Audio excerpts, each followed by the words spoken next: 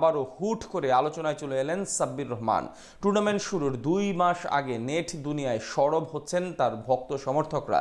আবারও জাতীয় দলে দেখতে চান তাদের প্রিয় তারকাকে। সবার চাওয়া আরও একবার 22 গজে ঝড় তুলবেন এই পাওয়ার হিটার। এশিয়া কাপের আগে সাব্বির রহমানকে ঘিরে এমন আলোচনার বিস্তারিত রিপোর্ট।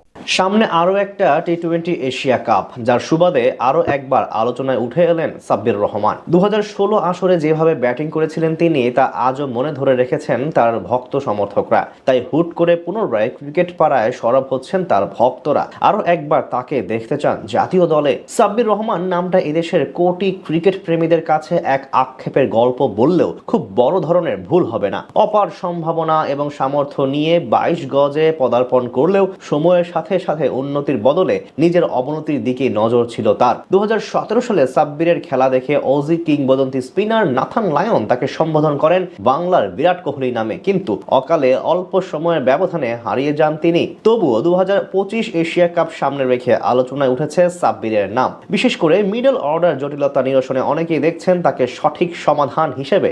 সবশেষ 2 সিরিজের দাপুটে জয় পেলেও টাইগারদের 5 নম্বর পজিশন নিয়ে সমস্যা ছিল স্পষ্ট।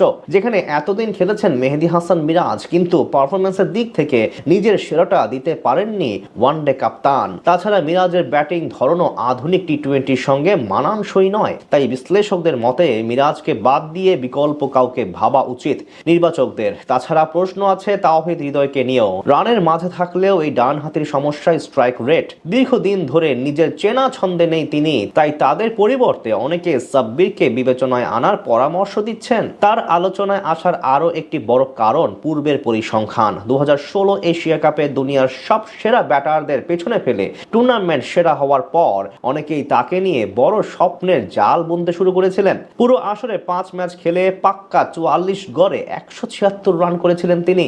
সেই সিজনে সাব্বির পেছনে ফেলেছিলেন তিলকরত্নে দিলশান, বিরাট কোহলি, রোহিত শর্মা, শিখর ধাওয়ান এবং মোহাম্মদ হাফিজদের মতো বিশ্বমানের ক্রিকেটারদের।